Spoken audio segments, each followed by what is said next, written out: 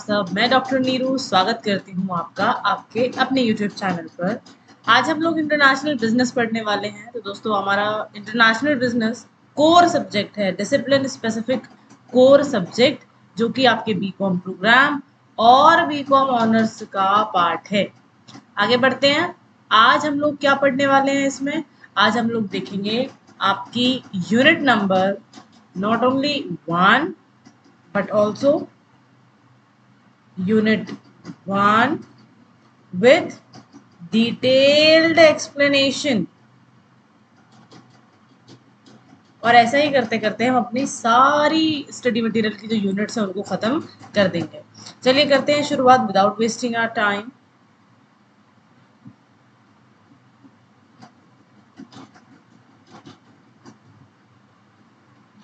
So let's move downwards.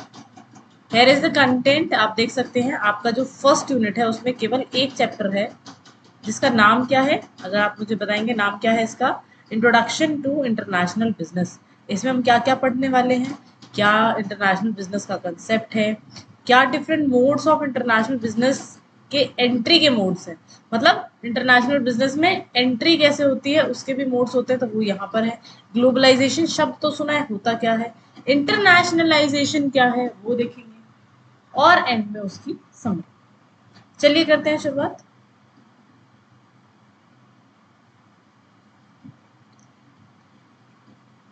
फटाफट अपनी unit पर आते हैं और स्टार्ट करते हैं।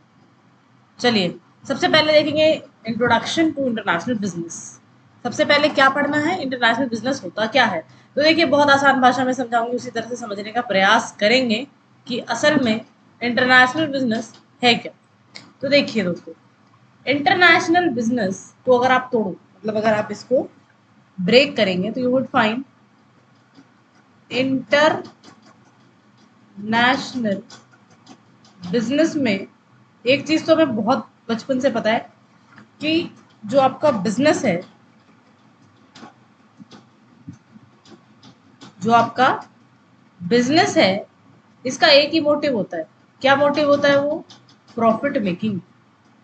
और हम तो वैसे भी कॉमर्स के स्टूडेंट्स हैं, हम तो इसको और ज्यादा बेहतर तरीके से समझेंगे कि कभी भी अगर हम बिजनेस की बात करते हैं तो उसका मतलब क्या होता है? Profit making. लेकिन अब बात आती है इंटरनेशनल बिजनेस का क्या मतलब है। तो देखो बच्चे, हमें बिजनेस का मतलब तो समझ में आया कि बिजनेस का मतलब क्या होता है? कुछ भी एक्टिविटी जो हम प्रॉफिट अर्न करने के लिए कर रहे हैं वो बिजनेस है। लेकिन इंटरनेशनल का क्या मतलब हुआ? बच्चे कभी भी अगर आप अपनी नेशनल बाउंड्रीज के बाहर बिजनेस एक्टिविटीज को परफॉर्म करते हो तो वो आपका हो जाता है इंटरनेशनल बिजनेस। क्या कहा मैंने? आप अपने देश से बाहर कभी भी कोई भी बिजनेस एक्टिविटी परफॉर्म करते हो तो वो हो जाएगा इंटरनेशनल बिजनेस। चलिए ठीक है, ये तो समझ में आया। लेकिन आपकी डेफिनेशन क्या कहती है उसको देखते हैं। आपकी डेफिनेशन बोल रही है international business is the process of focusing on the resources of the globe and objective of the organisation on global business opportunities and threat. कह रहे कि आपको ना यहाँ पे ग्लोब के, मतलब लेट्स सपोज हमने जैसे यहाँ पे इंडिया बनाया, ये हमारा इंडिया है, इंडिया के अलावा जो जितने भी देश हैं जो हमारे और बाहर के देश हैं या पूरा ग्लोब, उन सबके रिसोर्सेज को यूज करना, अपॉर्चुनिटीज को पहचानना, थ्रेट्स को पहचानना ही इंटरनेशनल बिजनेस है। चलिए ठीक है, क्या कोई और डेफिनेशन दे रखी है क्या? बिल्कुल दी हुई है, पढ़ने की कोशिश करेंगे। क्या है इंटरनेशनल बिजनेस? आपके जो हिल है 2005 में उन्होंने क्या बोला? International business is any firm that engage in international trade और इन्वेस्टमेंट। कहते हैं जो कोई भी बिजनेस, ये ट्रेड और इन्वेस्टमेंट ही तो होती है बिजनेस में, बिल्कुल यही होती है। तो ये ट्रेड और इन्वेस्टमेंट अगर आप अपने देश के बाहर कर रहे हैं तो ये क्या हो गया? आपका इंटरनेशनल बिजनेस हो गया। ठीक है जी, समझ में आ गया। क्या कैरेक्टरिस्टिक्स है बेटे? मेजर आपको 3 कैरेक्टरिस्टिक दिखेंगे इसमें। अच्छा क्वेश्चन, मैं आज आपको ये भी समझाती चलूंगी कि कहाँ एग्जाम में कितने नंबर का क्वेश्चन आता है और किस तरह से इस यूनिट को करना है, राइट। तो बच्चा देखो, इंटरनेशनल बिजनेस की एक डेफिनेशन आपको याद करनी है जरूर। ये आपके 3 नंबर से 2 नंबर के बीच में होती है। कैरेक्टरिस्टिक का क्वेश्चन यूजुअली नहीं आता है, बट आपको पता होना चाहिए। जिसको आप अगर कुछ भी नहीं आता तो आप जब डेफिनेशन ही लिख रहे हैं तो उसमें आप इसको ऐड कर देंगे, तो आपकी डेफिनेशन भी क्या हो जाएगी, इनहैंस हो जाएगी। तो आपको कैरेक्टरिस्टिक पता होना जरूरी है। क्या होता है characteristics? On the basis of this definition international business can be characterised as follow. सबसे पहले क्या है, गाइडेड बाय प्रॉफिट। बिल्कुल हमें पता ही है, कोई भी बिजनेस है वो गाइड किसके थ्रू होता है, प्रॉफिट के थ्रू। कि हमारा अल्टीमेट जो प्रॉफिट है वो मतलब अल्टीमेट जो मोटिव है बिजनेस का वो क्या है, प्रॉफिट अर्न करना। दूसरा क्या है, फैसिलिटेट करता है एक्सचेंज को। बिल्कुल ठीक बात है, यहाँ पे एक आपकी सेल होती है और दूसरा क्या होता है, परचेज होता है। तो एक्सचेंज को फैसिलिटेट कौन करता है, आपका इंटरनेशनल बिजनेस। और तीसरी चीज क्या है, बेसिक वैसे बिजनेस की भी है कैरेक्टरिस्टिक और वही इंटरनेशनल बिजनेस के भी है। तीसरा है टाइप ऑफ ट्रांजेक्शन। किस तरह की टाइप ऑफ मतलब ट्रांजेक्शन होती है, तीन मेजर टाइप की ट्रांजेक्शन होती है बच्चे। पहले होती है ट्रेड। ट्रेड का तो आपको पता ही है, सेल परचेज। इनकम मतलब हम अर्न करते हैं on the base of our knowledge. और इन्वेस्टमेंट, जैसे कि इन्वेस्टमेंट आपको पता होगा एफडीआई होती है, एफपीआई होती है। नहीं पता है तो हम आगे आने वाले इसमें अपने लेक्चर में इसी को समझेंगे। तो ये तीन मेजर कैरेक्टरिस्टिक्स है आपके इंटरनेशनल बिजनेस के। इंपॉर्टेंस क्या है बच्चा, ये इंपॉर्टेंट है, इसको आप याद रखेंगे, ये इंपॉर्टेंट है। ये आपका 9 नंबर का क्वेश्चन आ सकता है आपके एग्जाम में। क्या बता रहा है, क्या इंपॉर्टेंस है, क्यों चाहिए इंटरनेशनल बिजनेस। और बच्चा अगर ये नहीं भी पूछते हैं, मतलब स्पेसिफिकली अगर ये इंपॉर्टेंस का नाम नहीं भी दे रहे हैं ना, तो भी आपको पता होना चाहिए। अगर आपको कुछ नहीं आ रहा है, इंटरनेशनल बिजनेस का क्वेश्चन आ गया, आपको नहीं समझ में आ रहा है, तो बच्चे आपको इसी में से ये कैरेक्टरिस्टिक्स और ये जो इंपॉर्टेंस है इनको याद करके जाने, चैलेंजेस याद करके जाने। कुछ नहीं आता रहा है इसको लिख के आते, ठीक है। क्यों? क्योंकि ये इंटरनेशनल बिजनेस के ही बारे में बात कर रहे हैं, तो कहीं ना कहीं कुछ बेहतर नंबर मिल जाएंगे। ये तब सिचुएशन बता रही हूँ जब कुछ नहीं आ रहा हो इंपॉर्टेंस का, और वैसे भी स्पेसिफिक क्वेश्चन आ जाता है। ये आपकी जो पूरी यूनिट 1 है ना बेटा, इसमें से 18 नंबर का क्वेश्चन सोच के चलो कि आएगा ही आएगा।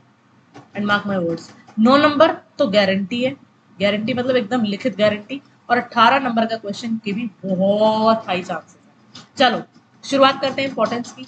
क्या क्या इंपॉर्टेंस है इंटरनेशनल बिजनेस के? सबसे पहला, ये एक्सपैंड करता है मार्केट अपॉर्चुनिटीज को। बिल्कुल पता है, प्राइमरी एडवांटेज तो यही है ना कि जैसे ही आपने, मैं आपको हमेशा बताती हूँ, कभी भी आप अगर देश से बाहर निकले तो आपको कुछ ना कुछ तो फायदा मिलेगा ही, है ना। जो वो फायदा होगा बच्चे, वही आपकी अपॉर्चुनिटीज है। जैसे कि मान लो अभी आप यहाँ पे कमा रहे थे तो आपके पास लेट सपोज 100 लोग थे कस्टमर बेस। आप जैसे दूसरे देश में जाओगे, लेट सपोज कुछ भी नहीं आ रहे तो 10 लोग और बढ़ गए, तो भी आपका कस्टमर बेस 110 हो गया, अपॉर्चुनिटीज बढ़ी, प्रॉफिट बढ़ा। बिल्कुल। क्या हुआ, सेकंड इंपॉर्टेंस क्या हो गया, रेवेन्यू स्ट्रीम को बढ़ा देता है। कहाँ अब सिर्फ आपको सिर्फ भारत से पैसा मिल रहा था, अब भारत के साथ यूएसए से भी पैसा मिल रहा है, चाइना से भी पैसा मिल रहा है। आपको नहीं लग रहा कि आपने और ज्यादा रेवेन्यू की स्ट्रीम्स मतलब रास्ते और ज्यादा बढ़ा दिए हैं पैसे आने के? बिल्कुल बढ़ा दिए हैं जी। तो ये क्या हुआ, आपका दूसरा बेनिफिट हुआ। इसके बाद क्या कह रहे हैं, benefit of economies of scale. अब इकोनॉमीज ऑफ स्केल का क्या मतलब है, तो इकोनॉमी ऑफ स्केल को समझते हैं। बच्चे देखो, दो टर्म होते हैं इसमें, इसको ध्यान से समझेंगे, जैसे समझा रही हूँ एकदम वैसे ही। एक तो होता है बेटा इकोनॉमीज ऑफ स्केल, और एक होता है इकोनॉमीज ऑफ स्कोप। क्या काम होता है, फॉर्मूला बता रही हूँ वैसे याद कर लेना। क्या फॉर्मूला है बेटे, जैसे ही आप अपने प्रोडक्शन को बढ़ाते हो यूनिट्स में, जैसे ही आप अपने प्रोडक्शन को बढ़ाते हो, वैसे ही आपकी पर यूनिट कॉस्ट कम हो जाती है। ये इतना बेसिक चीजें आपको भी पता होगा, है ना। लेट सपोज आपने अगर एक पेन बनाया, उसकी कॉस्ट 10 बन रही थी, और आपने क्या करा, इमीडिएटली 100 पेन बना दिए, तो अब पर पेन की क्या कॉस्ट हो जाएगी, लगभग 1 रुपए के आसपास, अगर आप सब कुछ कॉस्ट में जोड़ लोगे तो भी। तो कैसे 10 रुपए का पेन 1 रुपए पे आ गया, कैसे आया, आपने अपने प्रोडक्शन को इतना वास्ट कर दिया कि आपकी पर यूनिट कॉस्ट ही कम हो गई। इसमें कौन खेलता है, एग्जाम्पल बताओ इसका। कौन है ऐसा देश जो ऐसे टेक्टिक्स को यूज करता है, इकोनॉमीज ऑफ स्केल को यूज करता है? तो उसमें आपका नाम आएगा चाइना का। किसका नाम आएगा, चाइना का। चाइना एक ऐसा देश है जो इकोनॉमीज ऑफ स्केल पे खेलता है। अच्छा, स्कोप क्या होता है बेटे, स्कोप में भी वही होगा, प्रोडक्शन तो बढ़ेगा, लेकिन अभी तक मैं क्या कह रही थी, उसी पेन को मैंने 100 यूनिट में बढ़ा दिया। यहाँ क्या होगा, वेराइटी ऑफ प्रोडक्ट्स का प्रोडक्शन बढ़ेगा। क्या बोला मैंने, वेराइटी ऑफ प्रोडक्ट्स का प्रोडक्शन बढ़ा दोगे, उससे cost of production per unit cost जो है वो कम। समझ में आया, इंपॉर्टेंट है, आ जाता है क्वेश्चन तो पता होना चाहिए। ठीक है जी, तो क्या फायदे हैं इसके, मतलब इंटरनेशनल बिजनेस के? तीसरा फायदा है कि भाई इकोनॉमीज ऑफ स्केल भी हो जाता है। चलो नेक्स्ट फायदा देखेंगे, और क्या होता है। Access to more resources and input, वो तो पता ही है कि भाई जब आप अपने एक देश में थे तो आपको कुछ लिमिटेड रिसोर्सेज मिल रहे थे। जैसे ही आपने किसी और देश पे अपना हक जमाना शुरू करा, वहां के जो रिसोर्सेज थे अब वो भी आपके हो गए, मतलब आपने वो भी यूज करने शुरू कर दिए। तो एक्सेस हो जाती है आपको और ज्यादा रिसोर्सेज को यूज करने की। अगला बेनिफिट क्या बता रहे हैं, इनोवेशन है भाई। जहां आप सिर्फ, कभी आपने देखा ना कि एक बच्चा जो घर से कभी नहीं निकलता और दूसरा बच्चा जो पूरे देश में घूम के आया होता है, तो किसको ज्यादा फायदे होते हैं? बेटे सबसे ज्यादा फायदे होंगे जो बच्चा घर से बाहर निकलता है, कारण उसने दुनिया देख ली होती है और उससे उसको क्या मिलती है, इनोवेशन। सेम है आपके इंटरनेशनल बिजनेस में। जब आप भारत में काम कर रहे हो तो, और जब भारत से बाहर आके काम कर रहे हो तो, इनोवेशन एक ऐसा कैरेक्टरिस्टिक है जो आपके साथ जुड़ जाता है। ठीक है जी, आगे बढ़ते हैं। और क्या फायदे हैं, what are the other benefits of international business? So here we are with our next benefit, diversity of talent pool. बिल्कुल है, बिल्कुल ऐसी बात है कि आपका क्या होता है, डाइवर्सिटी हो जाती है टैलेंट पूल में। कैसे?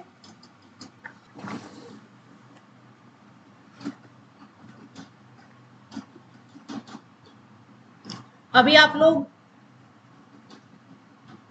सिर्फ एक, लेट सपोज अभी आप सिर्फ भारत से सामान ले रहे थे, बनाने वाला कौन था, भारत का ये आदमी था। अब क्या हुआ, आपने अपना बिजनेस एक्सपेंड करके चाइना में भी एस्टेब्लिश कर दिया। अब वहां का भी एक व्यक्ति इंडिविजुअल आके आपके साथ काम करना शुरू कर रहा है। आपको नहीं लगता कि अब भारत प्लस चाइना अगर मिलके कुछ बनाएंगे तो उसमें एक नई इनोवेशन आ जाएगी? बिल्कुल आ जाएगी जी। तो क्या होता है इससे, जो और देशों के टैलेंट पूल है उसको भी आप इंक्लूड कर लेते हैं अपने बिजनेस में, और उससे अल्टीमेट आपको क्या मिल जाता है, प्रॉफिट। बेटा इसको याद रखना, प्रॉफिट आप सबका एकमात्र उद्देश्य है किसी भी बिजनेस का। This is the sole objective of any business. ठीक है जी, आगे बढ़ते हैं। और क्या कह रहा है, ब्रांड बिल्डिंग कर रहे हैं, बिल्कुल ठीक बात है। अगर टाटा भारत से बाहर नहीं निकलता तो आप मुझे बताइए क्या वर्ल्ड में उसको कोई जानता? यू वोंट बिलीव, अफ्रीका के पता नहीं कितने देशों में केवल और केवल टाटा की ही कार चलती है। कैसे पॉसिबल हुआ? With the help of international business. ठीक है जी, तो ये सब तो हमने पढ़ लिए कितने फायदे हैं, लेकिन क्या कोई नुकसान भी है इंटरनेशनल बिजनेस के? बिल्कुल है। अब अगर आपको समझने की क्या नुकसान है तो शुरुआत कर लो बच्चे अपने, जब आपके वो अंग्रेज आए थे ना देश में, आए तो व्यापार करने ही थे, बिजनेस करने ही थे। क्या नुकसान हुए थे? उनको जो जो नुकसान हुए थे, या हमें जो जो नुकसान हुए थे, वही सारे नुकसान आपके इंटरनेशनल बिजनेस के। आसान भाषा में समझाते हैं। सबसे पहला नुकसान होता है बेटा लैंग्वेज और कल्चर बैरियर का। हमें उनकी भाषा नहीं समझ में आ रही होती और उनको हमारी भाषा नहीं समझ में आती। लेट सपोज आप एक बिजनेसमैन है और आप गए हैं कहाँ, चाइना में बिजनेस करने। ठीक है जी, अब आप बोलते हैं हिंदी और वहां बोलती है चाइनीज। क्या पॉसिबल हो पाएगा ट्रेड करना जब तक आप किसी एक कॉमन लैंग्वेज पर रुक ना जाए? राइट, किसी एक कॉमन लैंग्वेज पे आना पड़ेगा, अन्यथा आपका व्यापार बड़ा मुश्किल हो जाएगा। तो ये सबसे पहला बैरियर होता है। दूसरा क्या है, लीगल कॉम्प्लेक्सिटी। बिल्कुल है भाई, आपके देश में आपको पता होगा कितने सारे मापदंड बहुत लाइट हैं, but when it comes to the developed nations, वहां बहुत ज्यादा कॉम्प्लेक्सिटीज हैं। जैसे आप जिस फ्रूटी को, या चलो हम नाम क्यों ले किसी प्रोडक्ट का, आप जैसे किसी कोल्ड ड्रिंक को जिस इंग्रेडिएंट के साथ यहाँ बेच रहे हैं, आप उनको डेवलप्ड नेशन में नहीं बेच सकते। When it specifically come to France और European countries, you can not sell them. क्यों? वहां पर बहुत ज्यादा अलग लीगल कॉम्प्लेक्सिटीज है। ठीक है बच्चे, तो ये भी एक बहुत बड़ा चैलेंज है। इसके साथ पॉलिटिकल और इकोनॉमिक स्टेबिलिटी, ये तो हमें पता ही है। अब मैं आपसे बोलूं जाके ना, आप लेट सपोज मार्स का कोई प्रोडक्ट बना रहे हो, या नार्स का कोई आपके पास फाउंडेशन है, और आप चाह रहे हैं, आप लेट सपोज ये आप बना रहे हो यूएस में, और आप चाहते हैं कि आप इसको अफगानिस्तान में जाके बेचाएं। विचार करना जरा, जहां पे मेकअप तक बैन कर दिया है, इवन ऑन मैरिजेस। तो क्या आपका प्रोडक्ट बिक जाएगा वहां पर? जवाब है नहीं। कारण पॉलिटिकल और इकोनॉमिक अनस्टेबिलिटी। तो ये भी बहुत ज्यादा इम्पैक्ट करता है आपके इंटरनेशनल बिजनेस पे। उसके अलावा लॉजिस्टिक और सप्लाई चेन मैनेजमेंट, भाई आसान तो है नहीं ना। जब हम अपने देश में थे तो फलाने से बोल दिया करते थे, वो यहाँ से लेके दिल्ली भी पहुंचा देता है सामान, दिल्ली से यूपी में पहुंचा देता है, कभी मन करता है तो महाराष्ट्र भी चले ही जाते हैं थोड़ा बहुत टोल वगैरह देके और काम हो जाता है। बट बेटा जैसे ही आप यहाँ से बाहर निकल के अगर आप नीचे वाले देश ऑस्ट्रेलिया में भी जाओगे ना, तभी आपको पता चल जाएगा कि कितनी सारी, मतलब कितनी ज्यादा कॉम्प्लेक्सिटीज अवेलेबल है। आपको पता होगा ये आपका एरिया है, इसके बाद ये उनका एरिया शुरू हो जाता है। So when you want to enter the other territory, you have to follow abundance of rule and regulation. बहुत सारे रूल रेगुलेशन फॉलो करने पड़ते हैं। तो बच्चे उस इससे होता क्या है, आपकी जो सप्लाई चेन मैनेजमेंट है वो अफेक्ट होती है। ठीक है जी। तो ये एक और चैलेंज है कि इसको कैसे मैनेज किया जाए। उसके अलावा करेंसी फ्लक्चुएशन, ये तो बेटा सबसे बड़ा रोना है। कैसे? आपको पता है $1 अभी, मैं ऐसे ही रैंडम बोल रही हूँ, 95 रुपीज का। ठीक है जी। आपने इस दाम पे सेल कर दी, सडनली क्या हुआ, मार्केट हो गई बेटे क्रैश। ठीक है। अब जैसे ही मार्केट क्रैश हुई है, नुकसान क्या हुआ है, अब आपका $1 आ गया 80 रुपए में। लो बेटा, कितने रुपए का इमीडिएट इफेक्ट हो गया? 15 रुपए का। आप सोच के देखो, किसी ने 10 टन माल भेजा हो, एक यूनिट पे अगर 15 रुपए का नुकसान हो रहा है, 10 टन पे कितने का नुकसान हो रहा है? और कारण क्या हुआ? सिर्फ मार्केट फ्लक्चुएशन।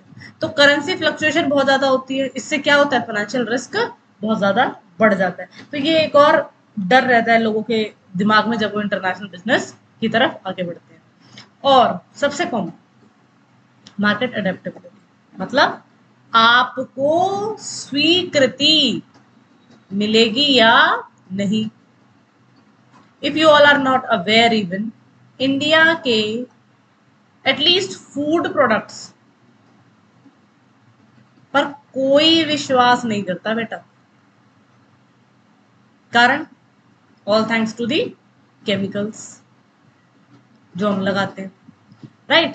तो क्वेश्चन क्या आता है जब आप इंटरनेशनल बिजनेस करने के लिए गए हैं? सबसे पहला क्वेश्चन आएगा, whether they would accept you और नॉट। इसको हम बोलते हैं मार्केट एडेप्टेबिलिटी। अब ये कौन है जिनकी मैं बात कर रही हूँ एक्सेप्ट करेंगे या नहीं? ये है बेटा आपका कस्टमर बेस। कस्टमर बेस आपको एक्सेप्ट करेगा या नहीं, ये सबसे बड़ा चैलेंज होता है। क्यों?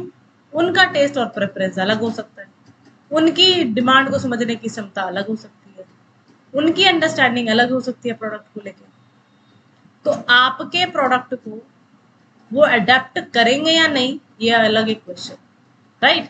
तो मार्केट एडेप्टेबिलिटी बेटा इंपॉर्टेंट है, याद रखना। आप इंपॉर्टेंस और चैलेंजेस पढ़ के जाएंगे, एग्जाम में आ सकता है। अच्छा, अब अगला क्वेश्चन आता है।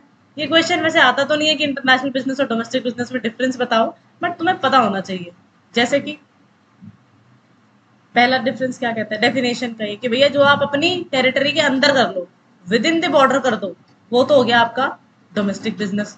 और जो आप आउटसाइड द कंट्रीज बॉर्डर कर दो, वो हो गया आपका इंटरनेशनल बिजनेस। बायर और सेलर यहाँ पे सेम कंट्री के होते हैं, वहां पे बायर और सेलर दूसरे नेशंस के हो सकते हैं। करेंसी यहाँ पे ऑब्वियसली सेम करेंसी होगी क्योंकि हम रुपये में पूरा देश में घूम लेते हैं, लेकिन वहां पर क्या होता है, आप सेपरेट करेंसी का यूज करते हैं जब आप अलग अलग ग्लोबल डेस्टिनेशंस पर जाकर अपना बिजनेस कर रहे हैं। उसके अलावा होमोजेनिटी, बेटा देखो एक टर्म होता है होमोजीनियस और हेट्रोजीनियस। जहां होमो आ गया उसका तो मतलब होता है सेम, जहां हेट्रो आ गया उसका मतलब होता है डिफरेंट। तो होमोजेनिटी कहाँ पे होगी? टेस्ट, प्रेफरेंस, कल्चर, लैंग्वेज में, ऑब्वियसली डोमेस्टिक में। और बाहर में क्या होगा, ये सब कुछ अलग होगा, तो उसको क्या बोलेंगे, हेट्रोजेनिटी होगी। ठीक है जी। यहाँ पे बहुत ज्यादा कैपिटल इन्वेस्ट करने की जरूरत नहीं। आप तो 2,000 रुपए का लेट्स सपोज आप सामान लेके आए और आपने अपना बिजनेस शुरू कर दिया। चलो 2 लाख कर दिया, भारत की बात है। तो 2 लाख रुपए में आपने अपना सामान सेटअप शुरू करा और यहाँ पे लेट्स सपोज धामा एंड सन्स करके आपने अपनी दुकान खोल दी। ठीक है, चलाओ उसको दबा के। लेकिन यहाँ पे तो ऐसा नहीं है, यहाँ पे आपको बहुत ज्यादा इन्वेस्टमेंट करनी पड़ती है। तो इंटरनेशनल बिजनेस में थोड़ा सा कैपिटल इन्वेस्टमेंट हाई।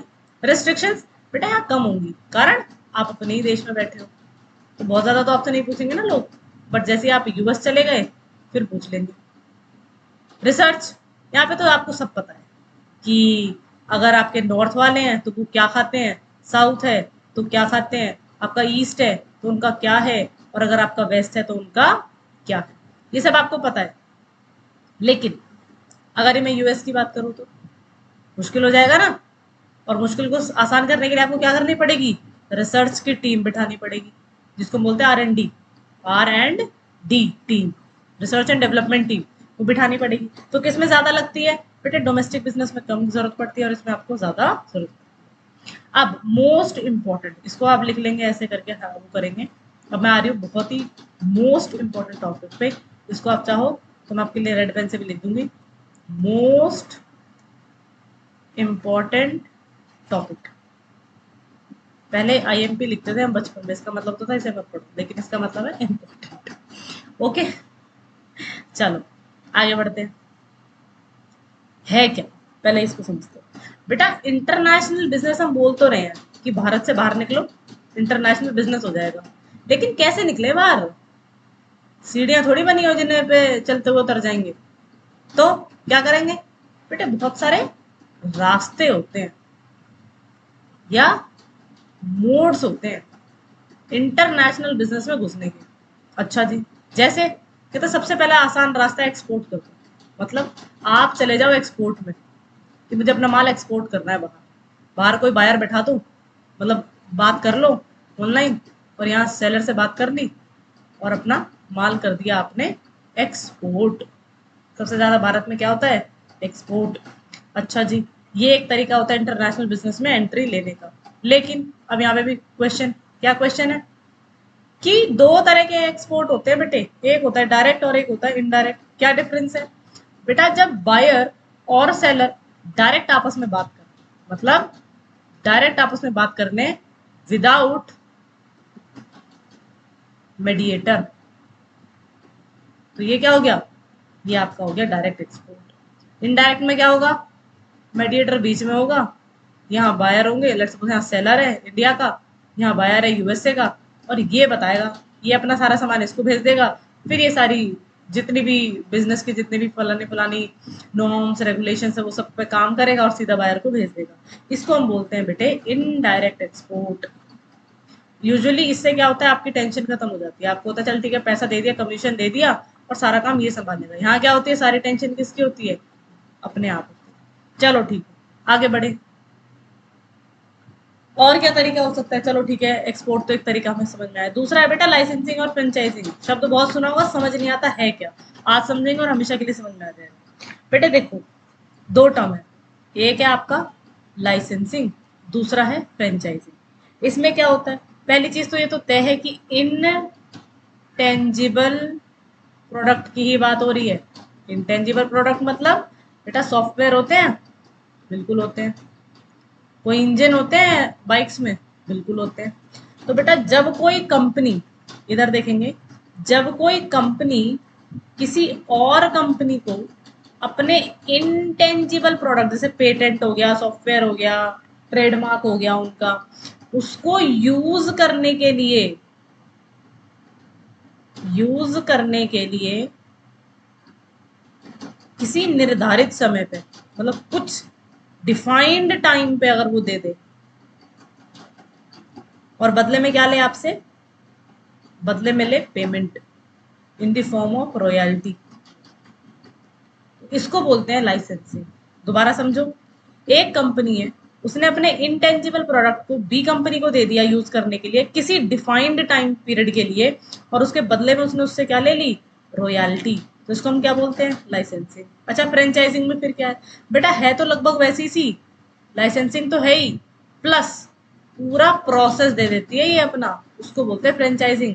जैसे कि आपने देखा होगा मैकडी, आप मैकडी की कहीं पे भी किसी भी आउटलेट पे जाओगे, आपको सेम तो मिलेंगे वहां पे एम्प्लॉयज की ड्रेस, सेम मिलेगा आपको प्रोडक्ट, कारण प्रोसेस सेम है, सेम मिलेगा आपको एटमॉस्फेयर, कारण उन्होंने ना सिर्फ प्रोडक्ट कैसे बनता है वो बताया है, बल्कि पूरा प्रोसेस ही दे दिया, नाम भी दे दिया, प्रोडक्ट भी दे दिया, प्रोसेस भी बता दिया, कैसे रेसिपी बनती है वो भी बता दिया, क्या एम्प्लॉयज की रूल रेगुलेशन होंगे वो बता दिया। तो जब इंटेंजिबल प्रोडक्ट के साथ प्रोसेस जुड़ जाता है तो वो होती है बेटा फ्रेंचाइजिंग, और ये होती है लाइसेंसिंग। बहुत बार होता है कि आप अपनी फ्रेंचाइजी दे देते हैं किसको, बाहर किसी देश के लोगों को, और ये भी एक तरीका हो जाता है इंटरनेशनल बिजनेस का। एग्जाम्पल याद करो, एमबीए चाय वाला याद आ रहा है, फ्रेंचाइजी देते फिर रहे थे सर जी आपको। तो उसमें क्या कर रहे थे, न सिर्फ आप उनका नाम यूज कर रहे हो, उनकी आउटलेट यूज कर रहे हो, और प्रॉपर उनका बिजनेस भी मॉडल भी ले रहे हो। ठीक है बेटे, ये भी एक तरीका होता है कि आप घर पे बैठे बैठे ही अपना काम बाहर कर सकते हैं। आगे बढ़ते हैं, कॉन्ट्रैक्ट मैन्युफैक्चरिंग। बेटा ये एक और टर्म है, कई बार यूज होता है और आपको पता होगा, कई लोगों को इसका ज्ञान होगा कि आपके जो आईफोन है, एग्जाम्पल से समझेंगे, आईफोन है, आपको पता है कौन सी कंपनी है, ठीक है जी, लेकिन आपको पता है वो असेंबल कहाँ होते हैं, असेंबल होते हैं चाइना में। कैसे, यूएस की कंपनी ने, आईफोन की कंपनी ने, एप्पल कंपनी ने कॉन्ट्रैक्ट करा हुआ है किसके साथ, चाइना के साथ, और वहां होती है इसकी असेंबली। पढ़ो क्या लिखा हुआ है, many business focus mostly on marketing operations and outsource their product development. कहते हैं लगभग बहुत सारे ऐसे बिजनेस है जो आधा काम तो खुद करते हैं और आधा काम औरों से करवाते हैं। जैसे कि कॉन्ट्रैक्ट मैन्युफैक्चरिंग में क्या होता है, company gives contract to a foreign firm to assemble or manufacture the product while making and distribution still lies with them. कि जो मेजर काम है कहते हैं हम ही लेंगे, लेकिन जैसे असेंबली जैसे काम हो गए कि प्रोडक्ट के जो पार्ट्स है उनको मिला के एक प्रोडक्ट बनाना है, वो हम कहाँ से करा रहे हैं, चाइना की जेनॉन कंपनी है शायद, वहां से कराते हैं। ठीक है, आगे बढ़े, जॉइंट वेंचर क्या होता है। बेटा वेंचर तो आपको पता ही होगा, वेंचर का मतलब होता है, अगर नहीं पता है तो मान लो बिजनेस को हम वेंचर का नाम दे रहे हैं, आप दो बिजनेस मिल गए हैं तो क्या बन गए, जॉइंट वेंचर बन गया। जैसे कि एग्जाम्पल बताती हूँ आपको, आपने पढ़ा होगा ना मारुति सुजुकी का, अलग अलग कंपनियां हैं लेकिन एक पर्टिकुलर कार को बनाने के लिए वो कंपनियां एक हो गई, है ना। ऐसी बिजनेस मॉडल्स को हम क्या बोलते हैं, जॉइंट वेंचर। अब सोचो मारुति कहाँ की थी, भारत की, सुजुकी कहाँ की है, जापान की। तो भारत और जापान की कंपनियां मिलके क्या बना रहे हैं, मारुति सुजुकी बना रहे हैं, और क्या कर लिया उन्होंने, जॉइंट वेंचर। तो जब मारुति हमारे भारत की कंपनी जापान की कंपनी से मिलने के लिए बाहर निकली और उन्होंने एक वेंचर क्रिएट कर दिया जिसका नाम था joint venture with the name of Maruti and Suzuki. ये भी एक मोड हो गया बेटा इंटरनेशनल बिजनेस का। इसमें दो तीन टाइप हैं, जैसे कि कोऑपरेटिव जॉइंट वेंचर है जहाँ पे एंटिटीज मिलती हैं, कॉन्ट्रैक्चुअल होता है जो कि सिर्फ लीगल एंटिटीज के बिना ही सिर्फ आप अपना कुछ एक छोटी मोटी कॉन्ट्रैक्चुअल एग्रीमेंट कर लेते हैं, और इक्विटी होता है जहाँ पे आप अपने इवन शेयर्स को भी एक दूसरे के साथ शेयर करते हैं। आगे बढ़ते हैं, मोस्ट इंपॉर्टेंट है बेटा, इसका शॉर्ट नोट आ जाता है 6.5 नंबर का, व्हाट इज एफडीआई, और what is FDI and FPI, ये भी आ जाता है। बेटा क्या होता है एफडीआई और एफपीआई, देखो ध्यान से समझेंगे, नाम से ही समझेंगे समझ में आ जाएगा। पहला नाम क्या है, फॉरेन, मतलब बाहर करनी है, क्या करनी है, डायरेक्ट, क्या करनी है, इन्वेस्टमेंट। इन्वेस्टमेंट तो मैं पता है ना, पैसा लगाना है बाहर, तो उसको बोलते हैं एफडीआई। लेकिन एक तो बेटा यहाँ पे ना दो टर्म होते हैं, एक तो कर दिया एफडीआई और एक कर दिया एफपीआई। क्या डिफरेंस है, मतलब बाहर तो पैसा लगाना है लेकिन अलग अलग फॉर्म में। कैसे, अगर डी है तो क्या हो गया, डायरेक्ट, अगर पी है तो क्या हो गया, पोर्टफोलियो।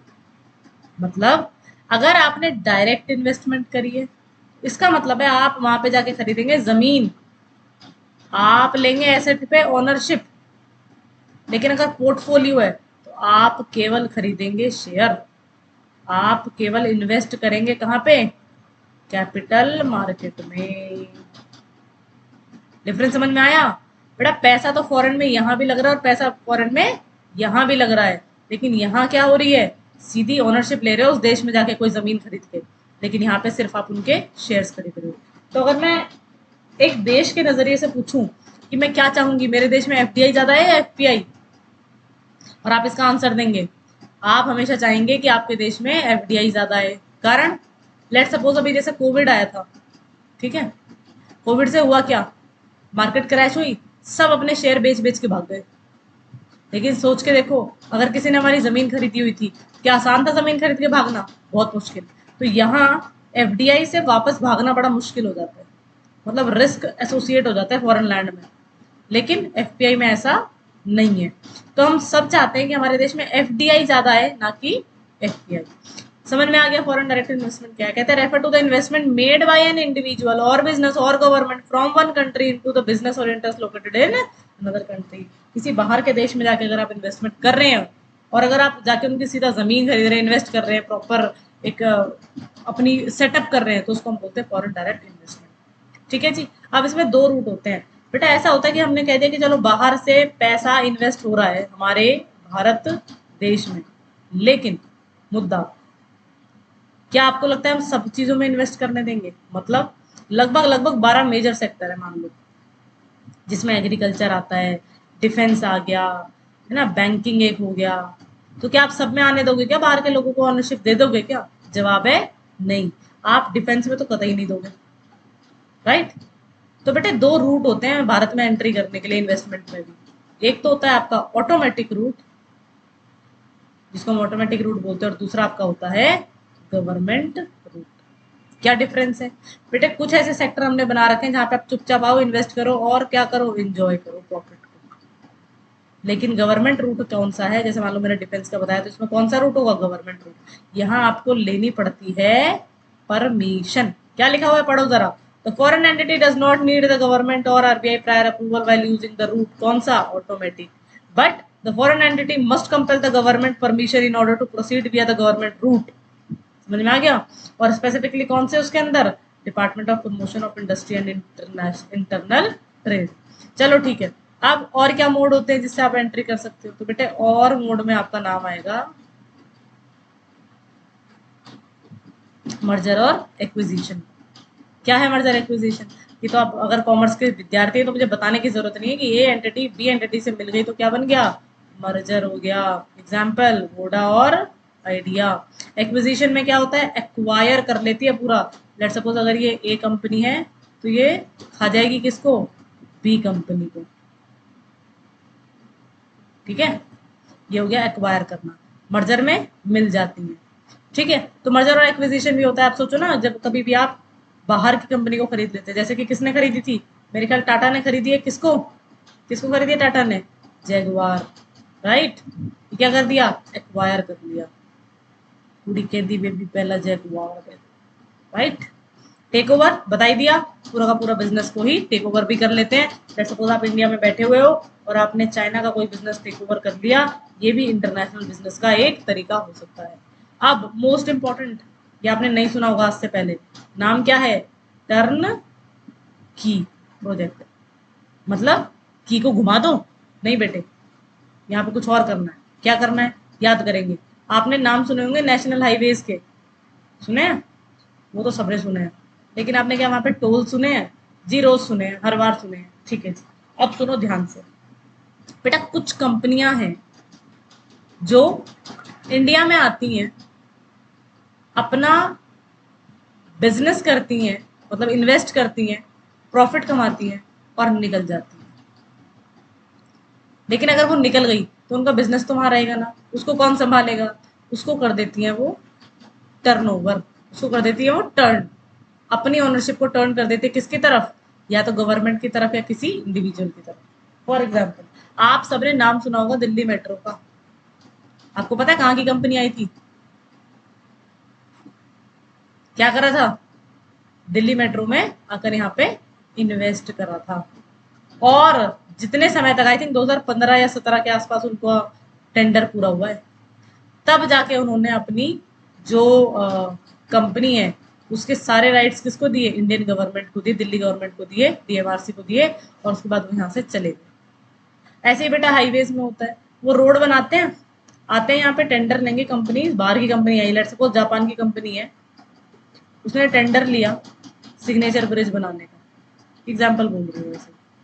ठीक है, और उससे अपना प्रॉफिट कमाया, जो भी उसको लेट्स सपोज सरकार ने सारा पैसा दे दिया उनको, नहीं देते तो वो टोल से पैसे ले लेते हैं कुछ समय तक, उससे पैसा लिया, अपना प्रॉफिट जितना उनको चाहिए था उतना लिया, और उसके बाद उसको किसको हैंड ओवर कर दिया? वापस गवर्नमेंट को हैंड ओवर करके, और वहां से वो चले गए। ऐसे प्रोजेक्ट्स को बोलते हैं टर्न की प्रोजेक्ट्स, और ये भी एक इंटरनेशनल बिजनेस का मोड ऑफ एंट्री हो सकता है कि आप किसी और देश में जाके वहां काम करें, प्रॉफिट कमाएं और वापस आ जाएं।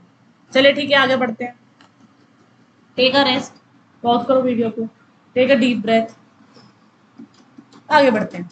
क्या है ग्लोबलाइजेशन? बच्चे ग्लोबलाइजेशन का मतलब देखो, हमने 11th और 12th क्लास की बिजनेस स्टडीज की बुक में पढ़ा हुआ है। It is a process of international integration arising from interchange of world views, product, idea, mutual sharing and other aspects of culture. सीधा समझो, अगर आप नेशनल बाउंड्रीज के बियॉन्ड चले जाते हैं, आप अपनी नेशनल बाउंड्रीज के बियॉन्ड चले गए, तो आपने क्या कर दिया? ग्लोबलाइजेशन कर दिया। कब आई थी एलपीजी, आप बताएंगे मुझे कमेंट सेक्शन में, किस ईयर में आई थी? चलिए, और उसमें जी stands for what and P stands for what and L stands for what. क्या जरूरत है ग्लोबलाइजेशन की? क्या जरूरत है अपने नेशनल बाउंड्रीज को तोड़ने की? तो बेटा जरूरत है। क्यों? हमारे यहाँ से, पंजाब से, जो आधा पंजाब जो है उड़ के जा चुका है कहाँ पे? कनाडा में। क्या कारण है? सबसे बड़ा कारण है एम्प्लॉयमेंट। दूसरा, कंपनसेशन ज्यादा मिल जाता है कंपेयर टू यहाँ। तीसरा, स्टैंडर्ड ऑफ लिविंग बढ़ जाता है। चौथा, इन्वेस्टमेंट ज्यादा हो जाती है। पांचवा, अपने घर को भी ठीक कर लेते हैं और वहां पे बिजनेस भी बेहतर हो जाता है, क्योंकि वहां पे इंफ्रास्ट्रक्चर डेवलपमेंट ज्यादा होती है। और ऐसा नहीं है कि सिर्फ वहीं होगी। लेट्स सपोज अगर भारत में लोग आना शुरू हो जाए, भारत में जनता अट्रैक्ट होनी शुरू हो जाए, आपको नहीं लगता कि इंफ्रास्ट्रक्चर बढ़ जाएगा? इसका सबसे बड़ा एग्जाम्पल है बेटा यूएई। आप दुबई के इंफ्रास्ट्रक्चर को देख लोगे तो मन नहीं करेगा वापस भारत आने का। उसके अलावा, अगर लेट सपोज यूएस में हमारा कोई, लेट सपोज रिलेटिव यूएस में जाके रहने लग गया, अब क्या होगा बेटे? अगर वो यूएस में है तो वहां से क्या भेजेगा आपको? डॉलर। मम्मी यूज कर लेना। क्या यूज कर लेना? डॉलर। तो क्या इससे आपके देश के फॉरेन एक्सचेंज रिजर्व नहीं बढ़ जाएंगे? क्योंकि आपको तो डॉलर से काम नहीं। आप डॉलर को क्या करवाओगे? रुपए में एक्सचेंज। तो डॉलर कहाँ से होता रहेगा? आरबीआई के पास। तो हमारे पास फॉरेन एक्सचेंज रिजर्व भी बढ़ जाएंगे। इसके अलावा कल्चरल अंडरस्टैंडिंग भी बढ़ जाती है भाई। अब लोग वहां पे हिंदी बोलने लग गए हैं कनाडा में, बिल्कुल बोलने लग गए हैं। कारण क्या है? पंजाबी तो सबसे ज्यादा वहां पे चलती है अब। कारण क्या हो गया है? कल्चरल अंडरस्टैंडिंग बढ़ गई है ड्यू टू ग्लोबलाइजेशन। इम्पैक्ट क्या होता है ग्लोबलाइजेशन का? बेटे आपकी क्रॉस कल्चरल कम्युनिकेशन बढ़ जाती है। अब इंग्लिश ऐसा नहीं है कि किसी एक देश की भाषा है, वो सबकी भाषा हो गई है। हिंदी ऐसा नहीं है कि सिर्फ भारत की भाषा है, बहुत सारे और देशों में भी हिंदी बोलनी शुरू हो चुकी है। और और क्या क्या होता है? सिर्फ पॉजिटिव इम्पैक्ट होता है क्या? नहीं जी, कंपटीशन भी बहुत बढ़ जाता है। जब आप सबको आने दोगे अंदर, तो आपको नहीं लगता पहले एक राजा था, अब इतने सारे राजा होने के लिए तादाद में खड़े हैं, तो कंपटीशन भी बढ़ गया। आउटसोर्सिंग बढ़ जाती है। भारत में कितने बीपीओ सेंटर खुल गए हैं? Business process out sourcing. क्या करते हैं उसमें? लेट सपोज प्रोडक्शन तो मैं कर रही हूँ, मार्केटिंग किसी और से करवा रही हूँ। वो मार्केटिंग की क्या होती है? आउटसोर्सिंग। आपने सुना होगा कॉल सेंटर बहुत चलते हैं बेटे। वो वाले नहीं जो आप समझ रहे। कॉल सेंटर का मतलब होता है यहाँ पे जो हम कॉल्स करते हैं ताकि मार्केट कर सके। सर लोन लोगे क्या?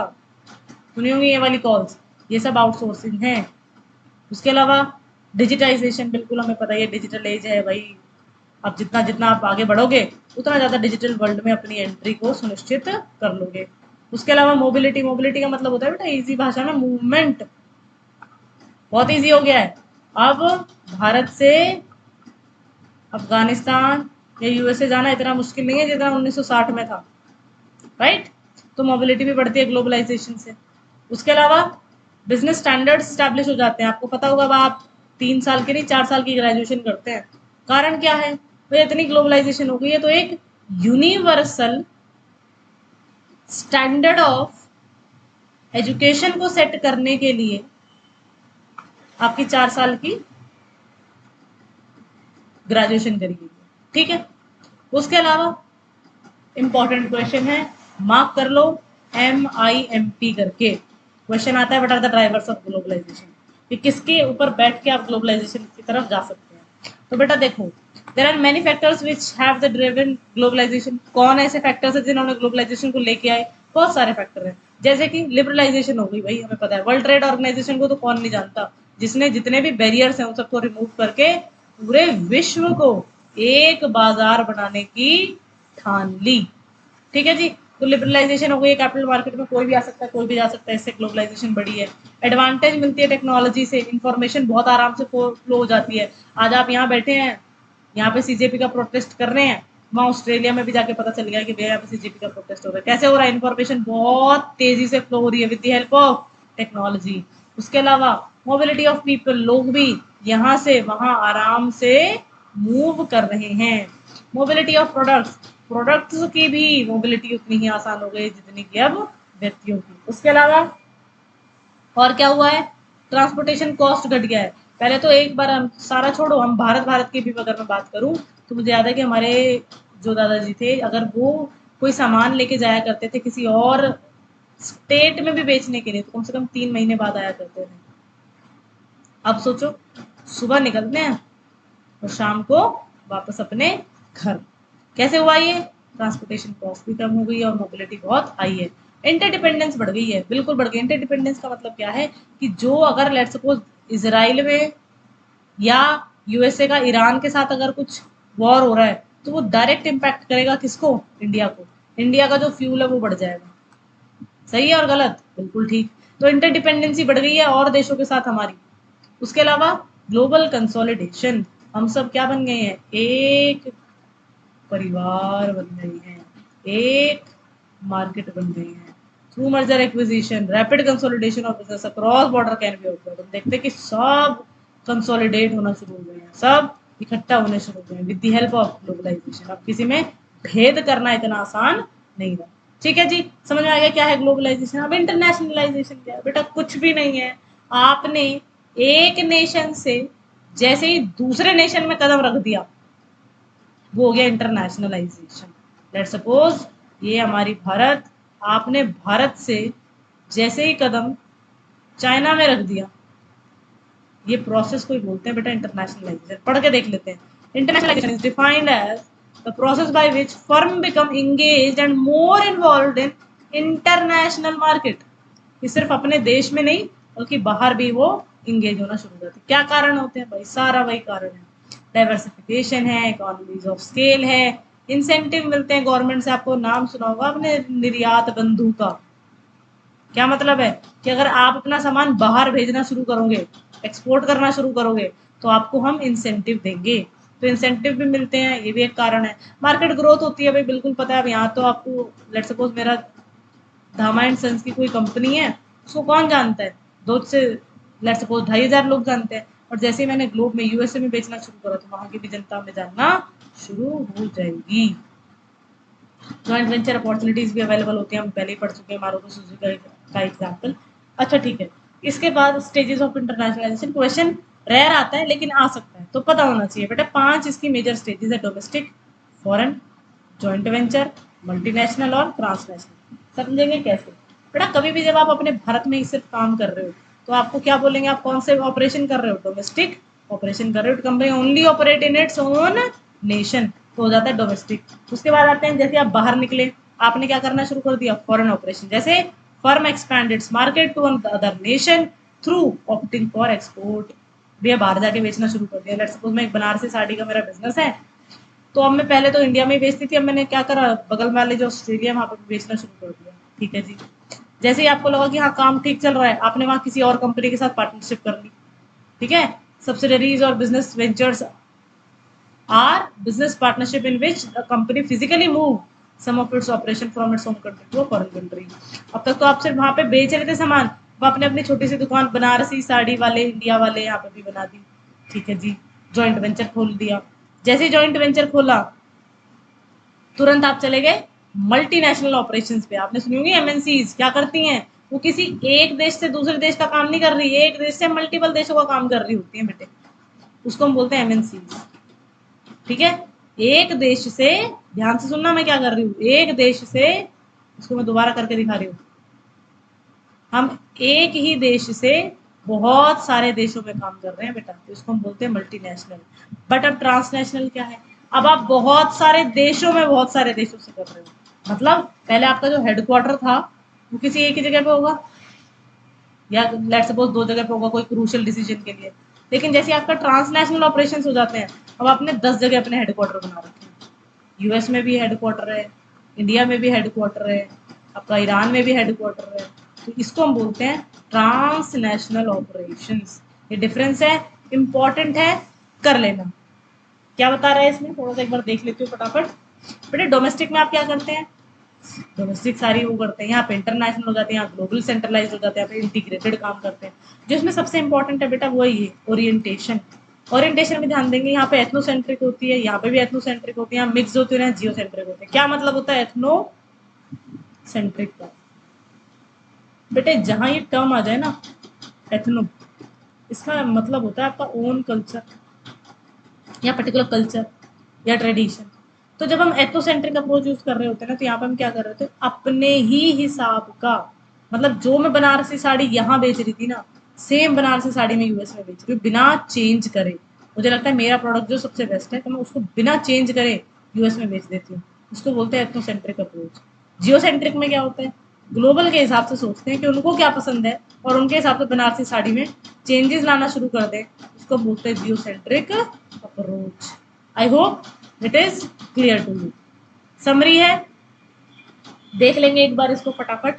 इंटरनेशनल बिजनेस हमने क्या क्या पढ़ा है अभी तक, इंटरनेशनल बिजनेस होता क्या है, उसके क्या ऑब्जेक्टिव्स हैं, कैरेक्टरिस्टिक्स क्या है, कि वो प्रॉफिट से गाइडेड होता है, एक्सचेंज को फैसिलिटेट करता है, बहुत सारी ट्रांजेक्शन्स भी एग्जीक्यूट करता है। किस किस चीज़ में हेल्प करता है इंटरनेशनल बिजनेस, बहुत ज़्यादा सेल लाएगा, नई अपॉर्चुनिटीज़ को खोलेगा, नई टेक्नोलॉजी को यूज़ करता है, बेटर यूटिलाइज करता है रिसोर्सेज को, और फॉरेन एक्सचेंज में भी हमारी हेल्प करता है। इसके अलावा बहुत सारे चैलेंजेस भी हैं, जैसे कि लैंग्वेज का चैलेंज है, लीगल कॉम्प्लेक्सिटीज का चैलेंज है, पॉलिटिकल स्टेबिलिटी का चैलेंज है, लॉजिस्टिक का चैलेंज है।